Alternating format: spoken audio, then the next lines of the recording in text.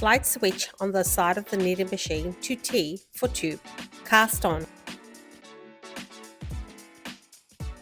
Knit 75 rows. Cast off the tube.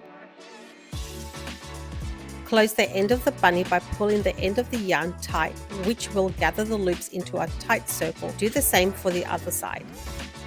Tuck one side into the other and tie the two ends together.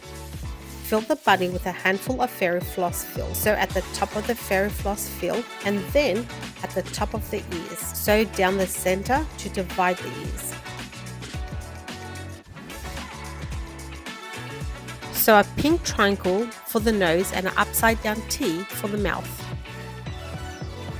Sew black buttons for the eyes.